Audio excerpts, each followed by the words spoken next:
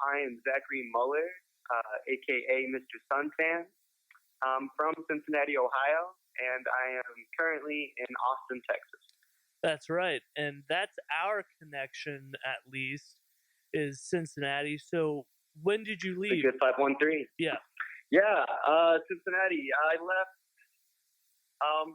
the very beginning of 2019 in January, like the first week of January.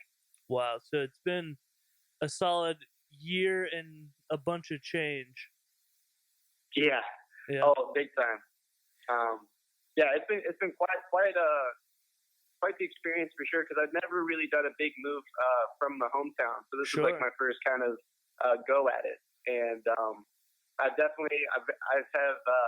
impressed myself for sure. I'm very happy and proud of myself. Great, and I'm looking forward to hearing about it. So, if you could, what part of Cincinnati are you from? Yeah, so my family moved back in '95 to Cincinnati, and that's kind of how it all started with me there. My mother used to teach at the University of Cincinnati. There you go. She taught ballet there. And so, yeah, we kind of hopped around from neighborhood to neighborhood. So we kind of found a real, like, home. But I'd say I grew up primarily in, like, North Side and also the Clifton Gaslight District. Oh, yeah, totally in the city. Yeah, my grandma's in Coleraine or Little Flower, Mount Airy area. So that's like a stone's throw away from North Side. Exactly, yeah. It's a little part of the north area of Cincinnati. Great. Now, what would you say got you into, would you say, was it first music, or was it the visual aspect, or as an artist, did you realize that you also had to take care of your visuals yourself? Like, the chicken or the egg, like, which came first? Yeah. Surprisingly, I think it was a little bit of both. Honestly, I did start off, like when I was 5 years old, I was always drawing and I was always painting. So I guess the visuals came first. I was always trying to make things with my hands and just imagination drawing, just a whole bunch of abstract, I guess you could say. And as I got older, though, I was always hearing my brother listening to music, and my father was like a huge music head, and like thousands of CDs in the living room. And so I was always just listening to a lot of different world music, a lot of different classic rock, some early hip hop, and just like while like drawing and creating like different things to the music in the background, kind of just wanted me to make my own music as well eventually. And I started playing in like orchestra. I really wanted to be like a drummer, and so I started to learn like to read sheet music and learn how to play drums. Eventually I learned to do like vibraphone, and I started to play some jazz music as well. So that's cool. I guess it was kind of a little bit of both, but I definitely started off as a visual person, and then as I started getting into the visuals, I realized that music just went hand in hand with that. Yeah. And that's something that I had to tell myself as well, because, not that you really know too much about my background, but I'll go ahead and tell you, because this is, sure. the first time that we've had a conversation, but, I always saw myself as a business consultant to the industry, not in the industry, right? That I went to I got you. School for business management. I met my partner who owned College Beats in a marketing class. But, after 2 to 3 years of this type of stuff, and videography, I had to do it, because that's how you promote, right? Right, yeah. But after several years worth of being in the industry, I started getting opportunities from labels wanting me to like fly out the next day, like Capitol Records, for example, right? And technically it was from QC, like Coach K or something like that. Okay, yeah, like a partnership. Yeah, and they wanted to give me an office and a nice chunk of change to then go on tour with different artists. And obviously due to the virus, that's not happening. But Yeah. through QC, through Capital, through Atlantic, my point of contact the people that arrange all the flights, right? And the guy Right called on. me and he goes, "Hey, I'm looking for an artist to arrange about a plane, for tomorrow or for tonight, basically, and for an artist, right?" And guess Yeah. what? In my mind, I didn't consider myself to be quote unquote a visual artist, right? He didn't say visual artist; he just said artist. So then when I hit Yeah. back the QC guy, he's like, "TP, like, what are you talking about? You are a visual artist. Like, I love your Artist. eye. Yeah. Like that's why I want to work with you." So at that point, I had to start to consider myself, and I think it's something that people often don't do. Is you are an artist. If you're a videographer, so talk about Yeah, that. 100%. As a videographer, photographer, editor, that you're the first producer that I've had on the podcast. Oh, okay, awesome. Well, right on. Yeah, the whole visual thing. So, as I was like playing music in high school, I also was just in my head always having kind of like sketch comedies going on, and just I always just wanted to just film interactions and conversations, silly conversations. On my one of my first like Facebooks when I was in high school, I did little fake newsrooms, and I would make kind of like mockumentary styles of like interviews of people in school, teachers in school. I called it the Go Ham Newsroom, and it was just like a fun little thing I'd like to do on the side.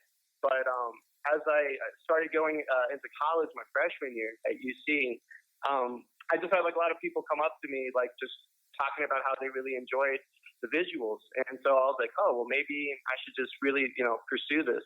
And I switched my major. I went to I did electronic media at CCM, and the professors there just really it was great. It was all hands on. They just let me rent out the cameras and kind of start shooting what I wanted to shoot. I was trying to get more into like music videos at the time, and I started to work on my own work as well because I started to start writing for like hip hop, doing like lyrics and whatnot.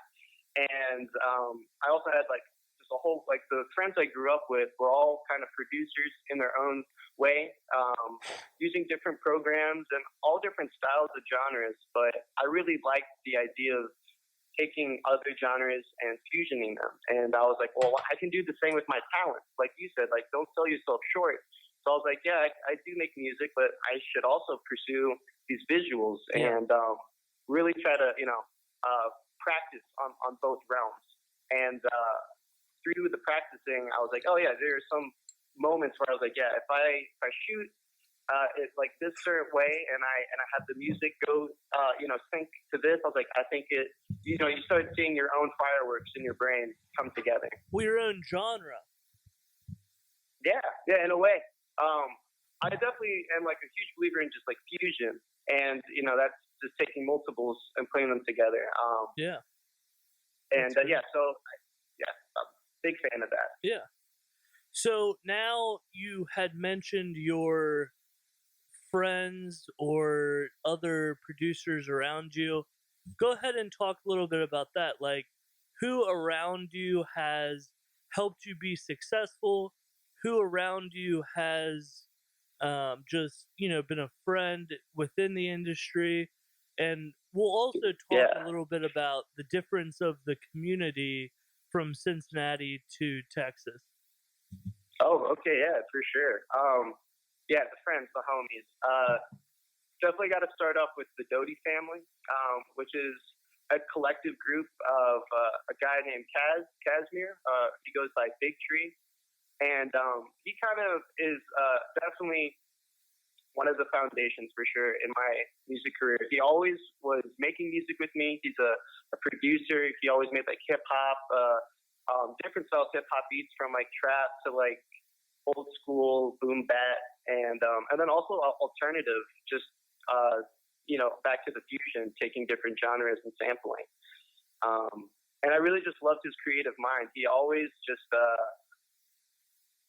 gave me a room of like, I always felt comfortable, and I could just say whatever I wanted, act however I wanted, and we just had really good chemistry.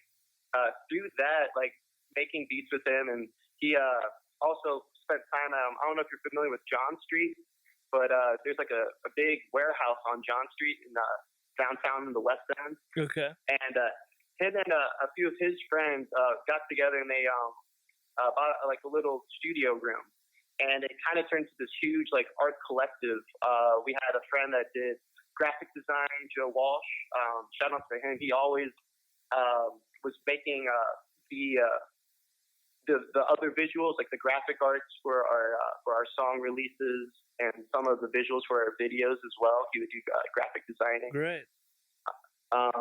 Who else was in that room? We also had Jack French. He was also another graphic artist designer. Then we had Kaz, and so the three of them had the studio, and then me and some other friends like Sweeb. His real name's Karan Anderson, but we always call him Sweet Boss.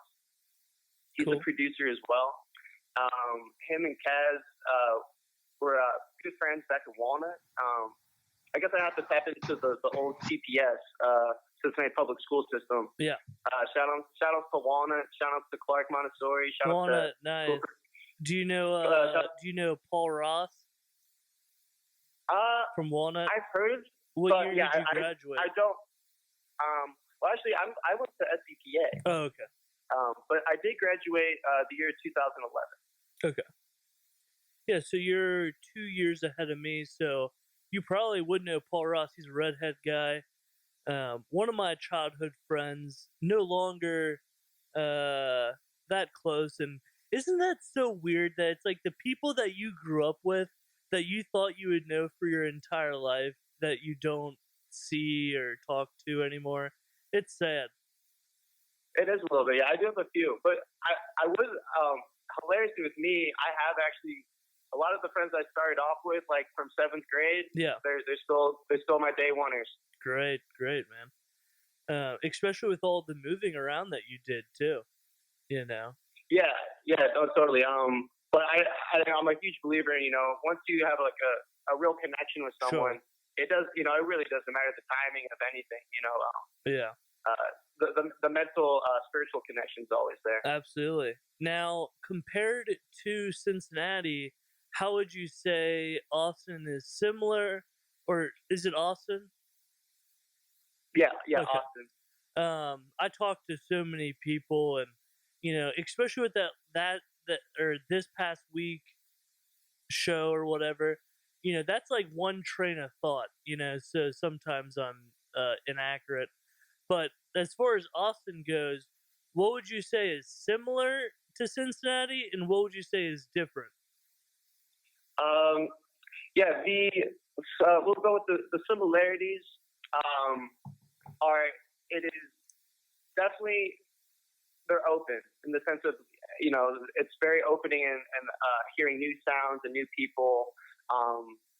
It's not, I wouldn't say like, at least with the people that I've experienced, it's not really cutthroat. It's very open arms, very loving, and all about, collaboration. And that's what I got when I was in Cincinnati. I got a lot of love, especially for people like Tribe. Tribe for President. Peace and Siri and Siri, Love. Aziz, Aziz of Love. Shouts to them. So that's the first name that I recognized. Yeah, right on. They definitely like that openness and a sense of community. Mm-hmm. That's definitely here, and so that's why I do love both cities for that. The differences, I guess, would be there's just a little more. It's just more saturated with the activity down here in Austin. Before the pandemic, I mean, you could do live music every night. Yeah. Every night you could go to some venue, and there's never like a dull moment in that sense. And then it kind of gives you the inspiration because you have so many people around you who are very talented. Everyone's very good down here, and the sounds are I have a lot of people that have to keep creating new playlists. So I'm like, yeah, like your shit's so good, and there's you get overwhelmed with it. Mm-hmm. So I would say there's just the only difference is there's just an overwhelming amount of artists that kind of come in and out, and it's just like playing catch up is definitely very big down here. Sure, and and that's good, because there's something to do. Would you say that the people that are attending these daily shows, what is the percentage of audience that are in the industry themselves, and what percentage of the audience are strictly audience paying, licks? Yeah, I'm glad you mentioned that, because I have noticed down here it is pretty 50-50, which is like wow. how I've always liked it. Like that's how I think it should be. And sure. Maybe for the first 2 weeks of being in the industry, trying to network, that's great. But guess what? Yeah. The reason why nobody really gets on their feet is because 90% of the audience are people in the industry themselves. Yes, exactly. And you don't want to tire yourself out and overdo things. And 100%. unfortunately, the other hard part is also nobody talks about money. So we end up doing all these, supposed free shows or free promo, and it's like, come on, guys. This is the music business.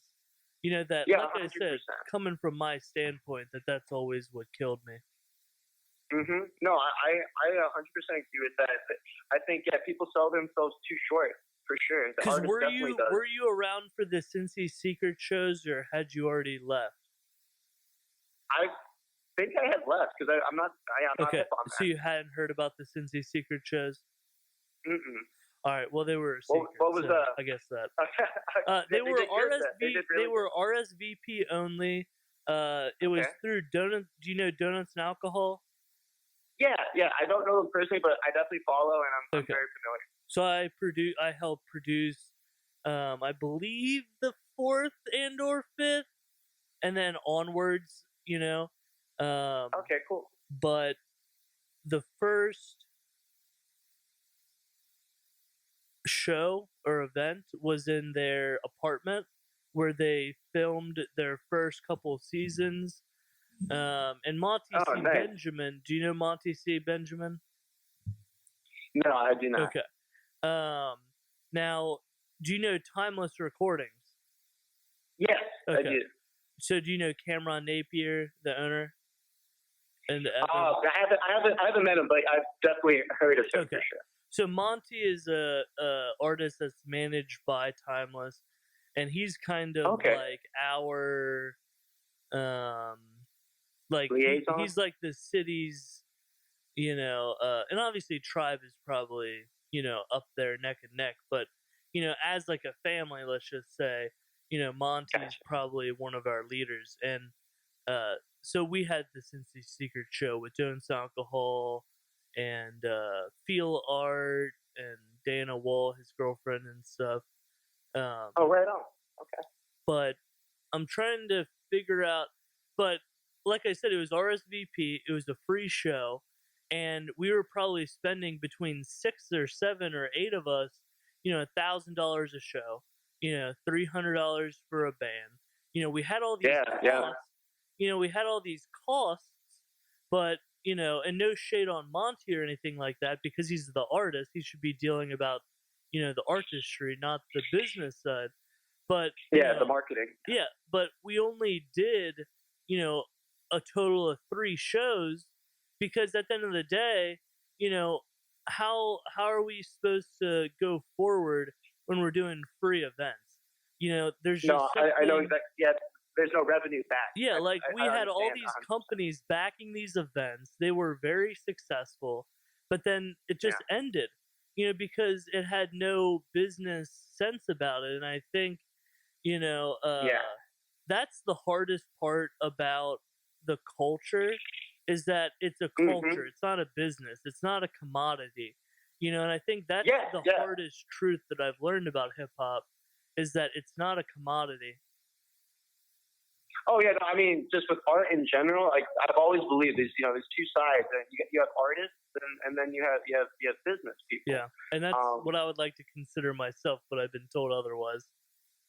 Yeah, and that's something. There's nothing wrong with finding the equilibrium and the true balance. I definitely started off as the artist, and I'm slowly working my way into the business. But I'm that coming, is one of the hardest. The other direction. Yeah, no, I like it though. Yeah, but at the end of the day, people need to realize. Guess what? There is no music without business. Because without business, sure, you may be able to produce music, but it's after your 12-hour shift. People have work, to hear it. Yeah, it's maybe at the end of your 12-hour shift. You're tired. Yeah, you may have some money for advertising. Don't get me wrong.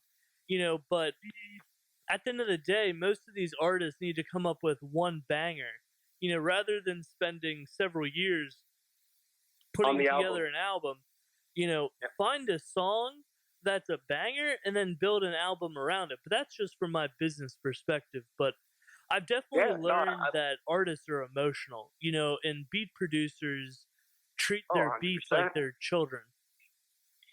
Yeah. Oh, yeah. No, I mean, the spectrum ranges, between every human on how serious they take it, and I definitely feel that is one of the biggest triumphs to get over as the artist, and some never do because it really is a mental different game. It truly is. And yeah, for me, it's been trying to find the balance because I know I am able to.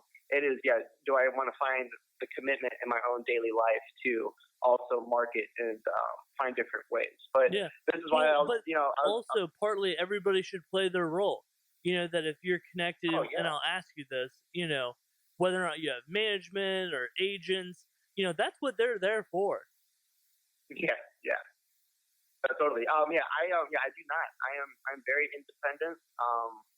And like all the music that I have done recently, I have started to do DistroKid and tried to do it myself. But I'm realizing, I'm gonna need friends and I will need a team if I really want to push this all the way through.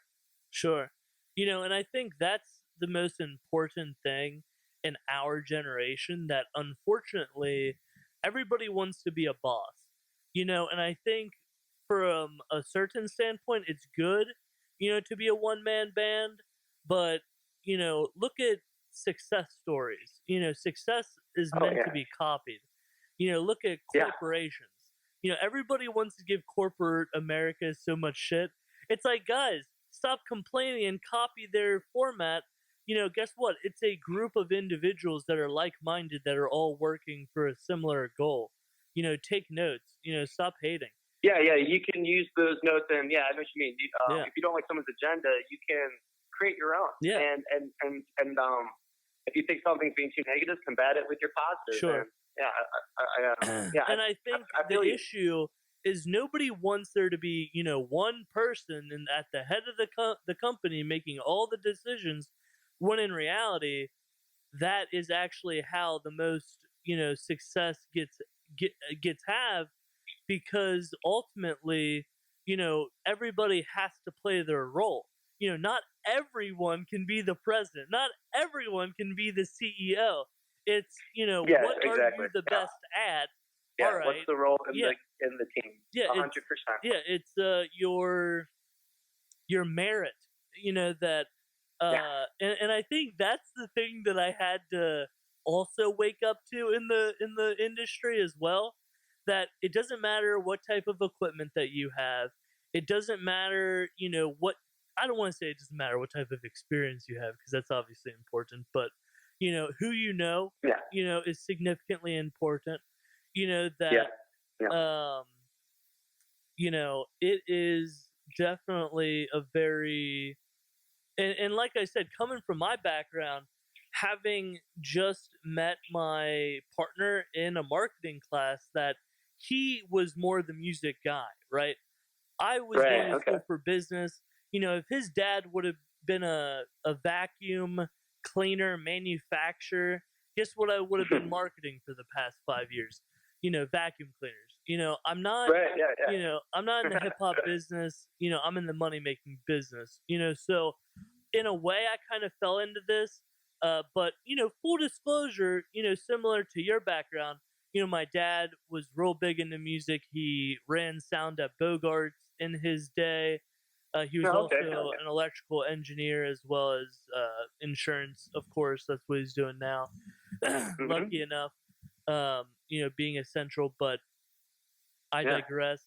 So that's kind of my background where, I was going to school, minding my own business, getting good grades, and I met someone in college and it pushed me in this direction. And sure, I enjoy it. Sure, I'm good at it. But, now with the studio that I own and am developing, that is really going to be, now that I've left College Beats, due to the fact that he would refuse to promote anything original, that he wanted everything to be copyrighted, basically. He would only promote mainstream news. He'd only promote mainstream media. So he's trying to take it to the next level, and so I tried to come in locally to build up that library of original artists, and he over 2 to 3 years refused to post anything. So that was partly you had to go do your own pitchfork at the road kind of moment. Exactly. And like I said, I think it was mostly I had spent all those years making groundwork, developing goodwill, developing good karma. And then the artist that I don't know if you know Starship, Jimmy. Do you know Starship? Not familiar. Okay. No. Do you know who the Ohio players are? Yeah. It's their sons. Oh, okay. Yeah. Wow. Okay. So I had developed a relationship with them. They ultimately gave me an opportunity to meet with Post Malone to have him agree to do a show with us that my partner dropped the ball on. Oh, no. And so, and I told the plug, hey, my partner's not ready, 2 to 10 years, because I had done the majority of the groundwork, right? And so what ended up happening is that goodwill that I generated, my partner started, developing a relationship with them, and they thought that they were benefiting me, so they went ahead and introduced him to all the bar owners and the marketing companies in town. And then as I invited my partner to every meeting, my partner did not include me with any of the residencies because we pivoted from strictly media and promotion to a DJ service, right? So we've got I technically still own College Beats, but to pivot to DJs, and my partner didn't include me whatsoever, and so that was another big reason. Mishap. For sure. He said, talking to the bar owners, I really couldn't include you. Sorry. That's literally verbatim what he said. Sorry, I couldn't include you. I couldn't find a way to include you, right? And he's the money guy, so he's making money, and I'm helping him make money, networking with different people. And like I said, all the artists that I had developed relationships with, were trying to benefit the company to benefit me, right? And then my partner didn't want me to be the reason why we were successful, right?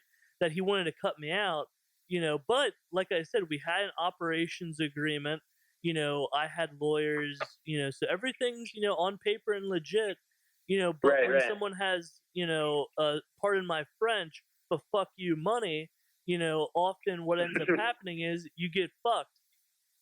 Oh yeah, no, I know what you mean. Have you done any of that, or is the people around you pretty solid? Yeah, no, I'm really sorry to hear that. It sounds like a nightmare. Like I said, I built a bunch of karma. I've built up a lot of goodwill. People, often what I've realized from that whole situation, because from the beginning of our relationship in college, I got a 3.8 GPA, Dean's List, and I met this kid, and yeah, sure, I still had to do 75% of the group project, but he did his part, right? And, Right. he told me, Tony, I know you have good intentions, I know you mean well, but guess what? Often, having good intentions and meaning well is often not good enough. Oh yeah, and it only goes so far. yeah, and by him acknowledging the fact that I meant well and had good intention, he's like, wow, this guy's, easy to take advantage of, and for me, Right, I was just gonna say it was a manipulation for sure. yeah, and what I would say is that I have always said that I intentionally let people take advantage of me because I'd rather them take advantage of me sooner than later, right?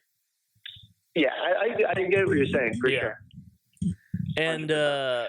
wow, all right. So I just had to turn up the gain a little bit on my mic. That sounds like 10 times fucking better. God damn it. Okay, right on. Whatever. I'm gonna turn it back down because I don't keep want it it to sound balanced. different. And I do have my headphones turned down. But okay, so you've I'm sure not it dealt sounds with fine. any shenanigans as far as that goes. Yeah, no. Luckily, we've been all well. Yeah, because I'm only with I guess The business Daltrey venture-wise, family. it's all Doty family. Doty family. And yeah, and we've only yeah, like it's funny. Yeah, like all the money that we've made from shows and all that, we literally have just like kind of put it in a safe, and it's just like community funds for the group. Yeah. And yeah. I mean, yeah, we all have our own side hustles, and yeah. So like, yeah, it's kind of been just that mutual agreement. Like we all kind of know where we come from. We all got together just for the music. We wanted to express ourselves. We all have our own vices and our own problems. And what I really liked about the Doty family, what I still do, is that yeah, it's really just a conglomerate of people trying to heal one another and enjoy everyone's presence. Now, moving on from your team, and you can include your team on this next segment, but if you would, go ahead and talk about your most recent projects that are coming up, whether or not it's individual or as a group, just kind of go into the short-term goals and, things that you've been working out recently. Yeah. So yeah, the most recent projects I have been working on is the solo Mr.Suntan project, which is just me doing collaborations with various artists. Right now, I found an old friend of mine. His name's Caleb Fleischer.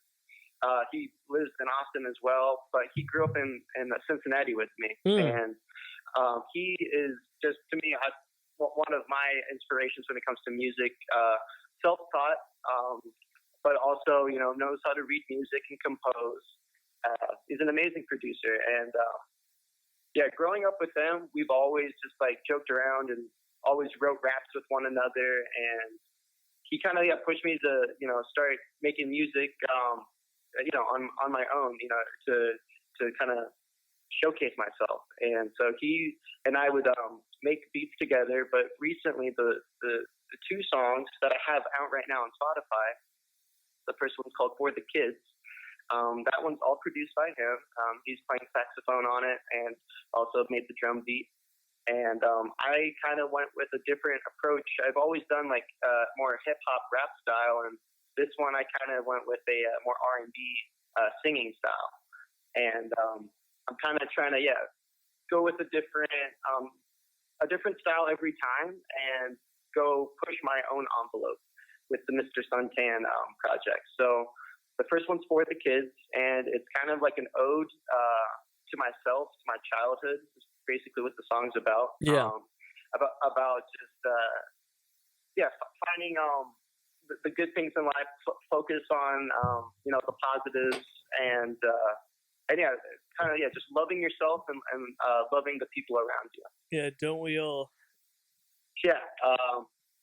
And I guess basically most of my music is really positive, just because I myself, like, I focus on the negatives a lot in my own personal life, Sure. and it's almost overwhelming at times, and it's for my own mental health. Just remind myself that a lot of us, compared to others, we are very all individually blessed, and it's all about the perspective of how we look at things. And so I just tried to do that with the music, and that's why I try to change and switch things up. So with the second song that just came out last month was Habibi Boo.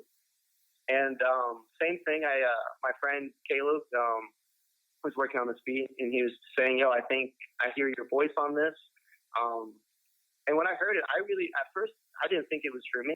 But he kind of pushed me, and he even came over, like right over the computer, and it was during quarantine, and I stayed like on the inside of my apartment. He was on the front porch, and we were like, working together. I was writing the lyrics and singing along to the beat, and it really clicked. It just, once again, this is how these things go. You don't think it's going to happen, and then you actually lay down the record and you listen to it, and I don't know. Once again, it's like fireworks in your head. You get really excited and you just want to keep pushing. Yeah, and that's interesting. And I know, due to the virus, Texas is kind of the freest place in the world. In a way, yeah. Joe Rogan is planning on moving down there, and so does a lot of other California natives. So maybe that's the move. It's a hot spot. And Elon Musk is coming down too. But what'd you say? It's crazy. Oh, temperature-wise, yes. I have finally come accustomed to it, only because I now find 50 degrees cold, which I never would have. I mean, you already know how it is with those winters in Cincinnati. Yeah. Teens. You experience. Zero. Sometimes you get to 0, -5. I've experienced -10. So when you experience that, when 50 degrees happens, I'm wearing a Hawaiian shirt. I got the shorts on. I'm ready to hit OTR. But at the same time, down here, it's just the average heat index is around between 90 and 110. Wow. And that's pretty much just like what it is. It's funny because when the festivals that are all down here in Austin are perfectly timed for the weather. They all happen like in March or September, October. They're happening during the changing of seasons. So when people come down here for March, April, those are like just two special months where it's like 75, 80 degrees, and then it gets to maybe 60 at night. Which is like, the perfect kind of like, it's like California weather. Which is funny. So it's like a lot of the people that come to visit that end up, moving here, they all get tricked they all visit during the seasons of when the festivals happen.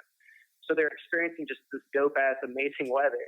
And then when they actually get here, it's like the summer's here, everyone's inside because it's just so bloody hot. And it's the same like, up north, everyone's inside during the winter time because it's so bloody cold. So you really get the spectrum of, the grass, it always looks greener on the other side until you experience it. Yeah. And the difference is in Texas, at least you are allowed to go outside. Maybe hot, but at least you're allowed to go outside, which, whether or not, I'm very diplomatic, moderate, I don't get into politics. So now moving forward, we kind of touched on a lot of the short-term things going on. Now, I would be remiss if I didn't ask this, because typically this is my first question. What was your inspiration getting into music? I know you mentioned your father and, having the family connection, but what would you say was your whole, journey? The whole journey. After my father and just being around just like the music in the home, hilariously, like the first time I actually heard like just different music that I would not hear from home was when I rode the yellow bus, going to public school. My bus driver would always listen to like The Wiz, and I started to get hip to like pop culture. Like hearing T-Pain and like Akon for the first time was such a trip.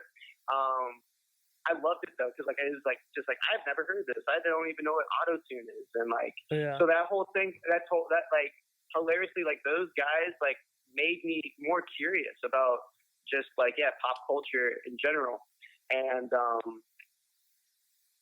through them, I talking to like other people, mentioning them.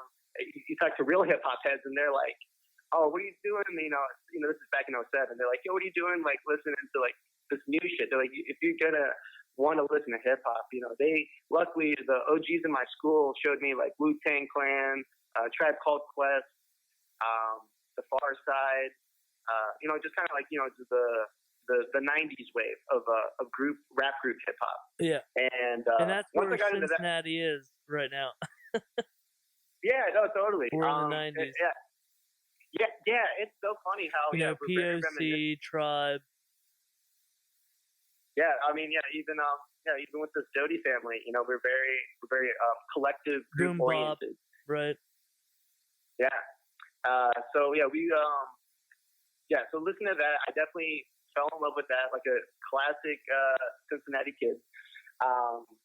But other things that definitely got me inspired was like my older brother listening to like Bon Iver, like Tame Impala, just like kind of, I guess, it's more like alternative rock and alternative pop music. Yeah. You said you were a drummer as well. I also am a drummer and can also read music. Oh, hell yeah. The whole drumming thing was probably I was leaving Fairview, the German bilingual school. German bilingual? Bilingual? Yeah. Yeah, because I'm from a German background as well. Have you ever heard of the Cincinnati Donnerschwaben? No, I haven't. Or Cincinnati Germania or Kolping? I have heard of Cincinnati Germania, but the first one I did not. Okay. So I belong to the Cincinnati Donnerschwaben. We're a German cultural society. We've got about 16 clubs all throughout the United States. And we've also got them in Europe and Argentina and South America and all kinds of places. But, German folk dancing, like you mentioned, your mom's, into ballet, and you had, gone into classical music and stuff. But for me, polka, waltz, since I was born, my mom dances, my grandma dances, my dad danced. That's wild. Yeah, so you're still in touch with the culture. Yeah, and I haven't actually in the past 4 years, not so much, but dance practice was twice a week, so I couldn't play sports in high school. I couldn't, do college beats. Like exactly. Right. So I had to kind of slow it down a little bit, but it's also very political. When you're dealing with a family organization, it's difficult. Like the dance leader was like a kindergarten teacher, so for the youth group, so for she's managing 21-year-olds. Sure, there's 16-year-olds and 13-year-olds too. The younger kids, but we're touring Europe, for a month at a time, and like I said, we've got a kindergarten teacher, so it was just a mess. It was just no, I was gonna say that's quite the medley of people.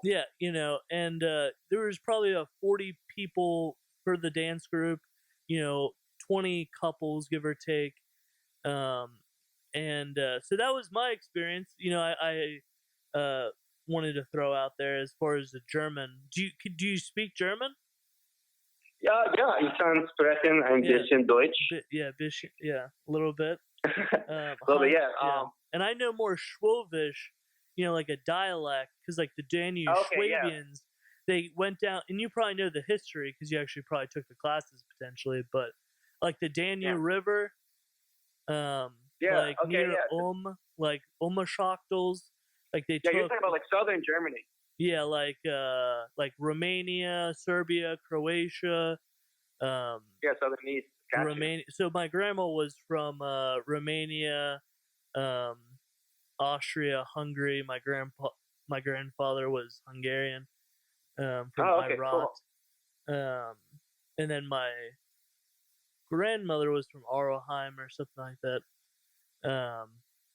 And they were like, "Yep, the Russians are coming, so you guys gotta get the hell out of Dodge." So some Russians stole our property. My great grandmother was born in the United States, made some money, went over to Germany, built a convenience store right next to the church in the town center, and so that was pretty cool. People would bring their weed or their seed, different produce, as if it was a general store or whatever. And, now it's a bar. I said that she went back. Yeah, and now it's a bar. They wouldn't let us in when we visited in the 90s, I believe. I wasn't alive, 94, but I went when I was 10, and then I went in 2013. Okay. So nice. what's your background? Why did you go to German school? Just kind of what my parents could get me into. At the time, it was part of this it was a magnet school, a Cincinnati magnet school. Okay. So it was just kind of like basically, there was only a certain amount of kids could get in, and for my parents, they just really wanted to make sure that I just kind of that good education kind of thing. Great. So they just went really hard.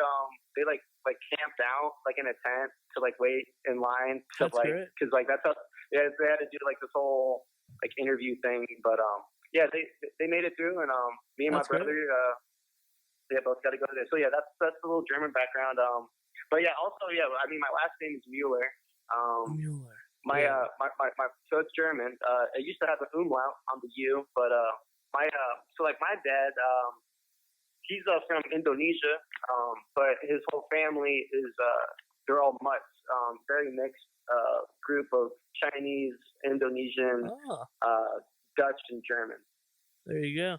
Because basically on the Indonesian Isles where my family's from, it was pretty much the Dutch and German sailors gets us back in the 1600s. Sure.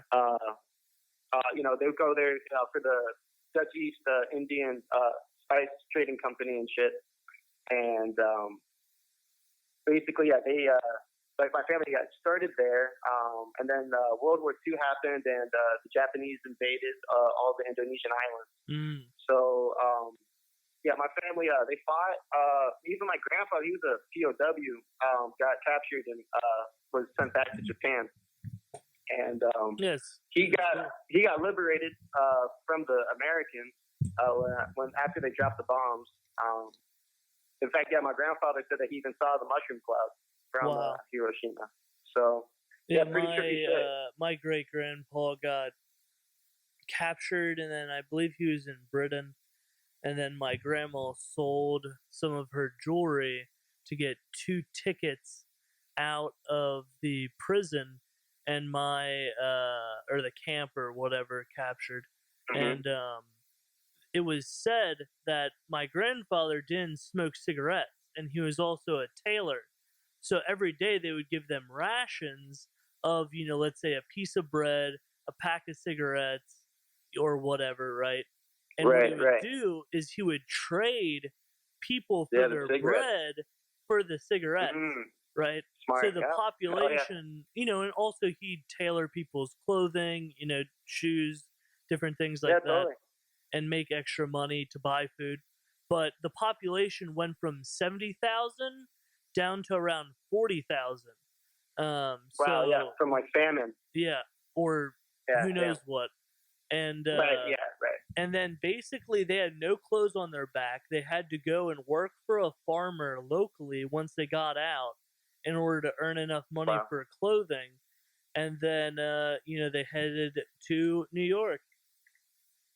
Wow, yeah, exactly. I mean, it's just crazy. That's what I mean. You hear about of how a lot of these American families start, and you're just like, we really do have, we can persevere through a lot. And it's all a nation of immigrants. Yeah, and just, in my eyes, I wish there was more understanding of people's perspectives. Sure. There's definitely a lack of that. I think, right now. Unfortunately, people don't have culture anymore. and whether or not it comes Yeah. from grandparents not talking, or think about it. Our grandparents may have been POWs, and then he had kids, versus everybody else's family that may have died. So then if your Right. family Yeah. member died, you get zero, culture out of Yeah. that. Yeah. You lose your connection for sure. So there's a lot of families without mommies and daddies, or grandfathers and grandmothers. So then what ends up happening is they grow up with the government being their daddy, or Yeah. Yeah. someone on the block. Yeah. No, I know exactly what you mean. Yeah. They get disconnected from community, and then they get brought up into something that's not theirs. Yeah. And you're a product of your environment. Warren Buffett says the most important lottery in your life is the zip code lottery. Yeah. I agree for sure.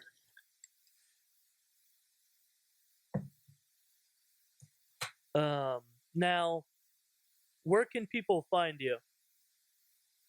Yeah. I'm on all the platforms, so like Spotify, Apple Music, Tidal. I have Instagram. I'm very heavy on my Instagram. The handle is Mr.Suntan, all the way spelled out, MisterSuntan. And yeah, pretty much that's how you can find my personal projects. When it comes to the work that I have been doing with group projects, Doty Family is also on all the platforms, spelled DOUGHTY, and then family. And then down here in Austin, I also started playing drums and hand percussion for an alternative pop group called Indoor Creature. Yeah, talk about that. Yeah, Indoor Creature. That's like half of the. Yeah, I'd say about half the reason why I also moved down here. And so yeah, one of my best friends, I mentioned him earlier, Caleb Fleischer. He's the one that's been helping me with the solo project. He has his own project down here called Indoor Creature, which he started with a friend of his when he first moved down here, like 8 years ago. And it really was just kind of like a random like exploratory kind of project of just two friends making music together and seeing where it goes. Yeah. But eventually, I think probably about like maybe 2 years ago, they really started to like form like an actual like set list of like songs that were like definite, and they came to the realization that because they were doing it just pretty much synthesized instruments using like Ableton and like Logic Pro and stuff. Yeah. And they were like, we kind of want to, they're like, we're in Austin, like, we're like, this is the band city. So he was like, I'm just going to take it to the next level. And he went out, started searching for musicians that could play all the parts that he had arranged. And he started to just be the lead singer and the keyboardist. And then his friend that also worked on the project, Travis Kitchen, he's now the drum set drummer. He found an amazing guitarist named Terrence Kaiser, and then we also have Marcus, who is the bassist. So he found like just a real solid, tight-knit group of 4 players in the beginning, and in the past year, it's like grown tremendously since I came down here. I started playing percussion and like world drums, so I do like bongos and like maraca shakers, congas, and stuff like that. And we also have a new addition that he added, Mason, who is another keyboardist and producer. So the sound, I would say, is something I haven't heard of. It's kind of like crooner, like modern day crooner music. A rendition. It's I would say it's almost kind of like modern day Beach Boys in the sense of like pop. In the sense of pop music. Cool. He's all about harmonies, especially special vocal harmonies, and yeah, his lyrics they're everywhere. Some are about love, some are about just the struggles of humanity, so absolutely. It's been cool. Yep. And I want to ask everybody too to please subscribe. This has been the Total Potential podcast. Now, there's a few other things that I would like to ask about or talk about. Like you mentioned 101.1 The Wiz. So I was also a big fan of The Wiz. It was the only hip hop we had really in Cincinnati growing up. Yeah. And you were closer to the city. I'm all the way out in Batavia, in Eastgate area. Oh, okay. Wow. Yeah. So, Yeah. I'm really far out here. But like I said, my grandmother is in Coleraine, so I did spend, all of my weekends and summers in the city. But Right on. I literally dreamt of what the inside of the Wiz looked like, and I got to have the opportunity to tell Jada that at the Cincy Secret show, because Jado is managed by the same people that manage Monty C. Benjamin. So Jado's a close, or I'd at least consider him to be a close friend of mine.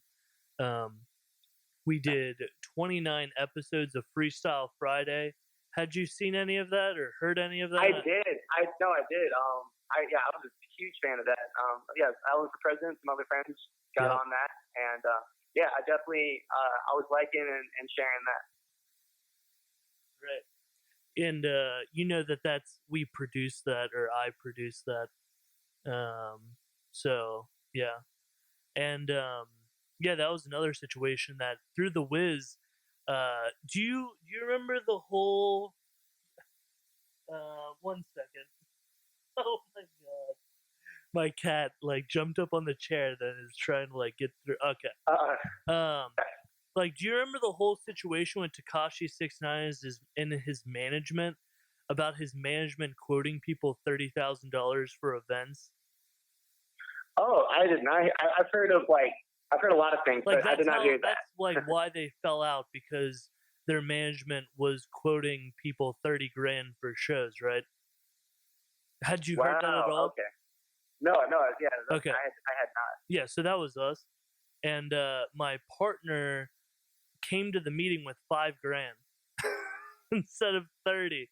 So Tekashi usually gets $90,000 for a show, but since we were working through a radio station, Shoddy, I'm assuming, or someone, quoted us $30,000, and then when we actually had the meeting with the program director of the Wiz, my partner only came up with $5,000.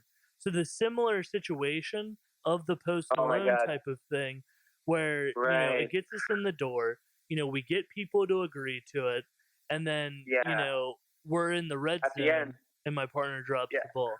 Because I can't spend his own money. I can walk him to the dance, but I can't make him put his dance shoes on.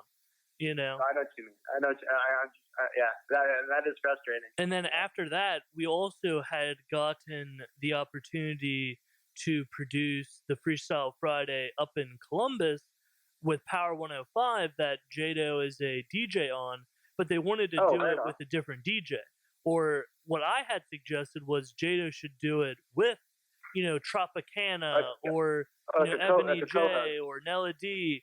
That it should have been a more Breakfast Club. I could have produced the Breakfast Club for the Wiz, or Power 105, and So that never ended up transpiring because Jado wanted to do it by himself.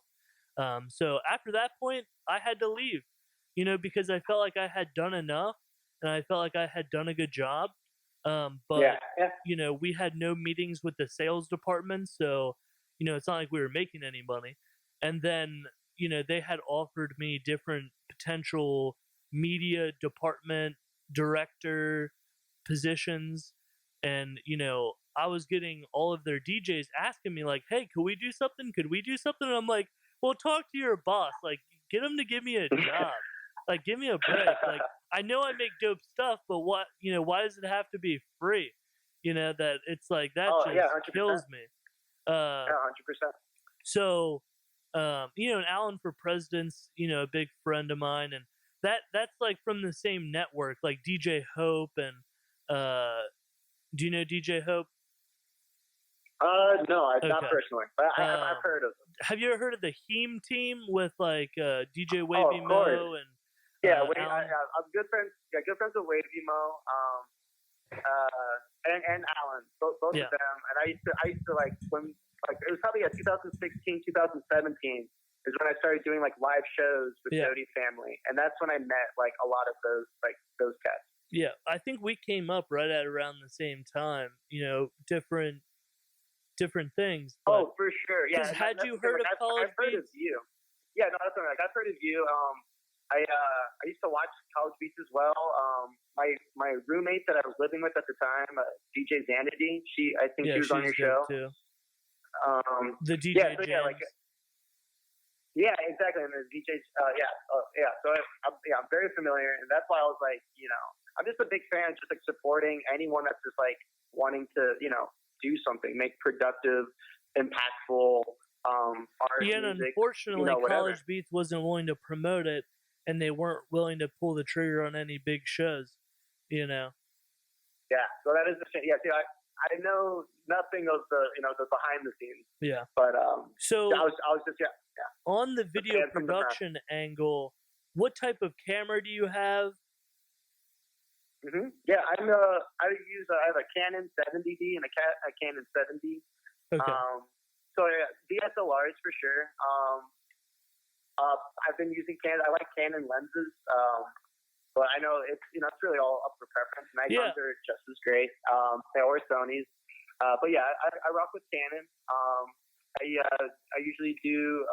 All my editing is through Adobe Premiere, and that's great. It, and I have an 80D and a G7X and a GoPro, and then with College Beats, nice. I always would consider my life pre-Post Malone and post-Post Malone, because pre-Post Malone, I paid for my laptop, I paid for my camera. My partner said, hey, if you buy this equipment, I'll take care of you. We obviously know how that turned out. But, so I put about $4,000 into equipment that got me, from zero to Post Malone within 1 year. And then post Malone, my partner dropped $4,000, on Sony equipment that I suggested. And so I got to use the Sony for a while, and that's the camera that I hope to use, the Sony A7R2. That's a great one. Yeah, and it's pretty reasonably priced now. I kind of feel bad that it's like I left the company. I'm like, man, I should have just asked, like, well, how much do you want for the camera? But I digress. So once again, just to kind of wrap it up in a bow, I would like to ask everyone who hasn't yet, please subscribe. This is the Total Potential Podcast. And is there any shout-outs that you would like to give? Is there anything that you would like to ask me before we wrap it up? Nothing to ask. Just I'm giving my appreciation to you. Cool. This is my first interview, so I really appreciate you reaching out. I love the conversation and just learning more. It's always a blessing. And just quick shout outs to the Doty family. I miss everyone up in Cincinnati, Tribe, team, everyone that's just been a part of the coming up. A few shout outs for some people that do have music. Got Ronan Holloway just came out with some fire. Devin Burgess. Burgess. Shout out to everyone that's in the 513 that's creating heat right now. It's super inspiring. And then we have Oddly. Oddly's coming out with an album next month. Lauren Elise and Siri Amani as well. Yeah. So shout out to everyone in the 513. I miss everyone so much, and I'm pushing on through though, and I'm excited to make more new music as well. So. And I'll have you back on too. I want to have people back, and it's nice to talk to somebody that is kind of abreast to the knowledge, locally. But I'm definitely trying to reach outside of the city. So, whether or not when you are in town, obviously the studio is available. And Well, otherwise, right on. we'll definitely talk more about Austin because, like I said, other than the weather, sure, there's a couple Yeah. good months during the year. There's definitely good. There's definitely times to come down, check it out. Great. And Well, I would even consider moving there based on like the future Oh of yeah, the man. country. I mean, the country is basically over at the moment. I mean, I'm more so thinking about Mars right now than anything. But No, I know what you mean. Yeah, no, Texas it's hard may to be think the about. first step. Hard to think about the future. I feel you. But yeah, Yeah. as of now, it's still the Lone Star State for sure. Great. So go ahead and once again tell everybody where they can find you. Yes, I'm Mr. Suntan. You can find me on Spotify, Apple Music, Tidal. My Instagram is also Mr. Suntan, fully spelled out, MISTERSUNTAN. Great, great. And I want to thank everybody again. Like the video, commenting, subscribing. We're in the movement to reach 1,000 subscribers, and once we hit that, it'll open up a bunch of features. So if you've got any friends, please let them know. Ask them to subscribe. It really means a lot. Even if you've got 4 or 5 different accounts, go for it. I won't tell anybody. And as always, this was Anthony Marshall, and we'll see you.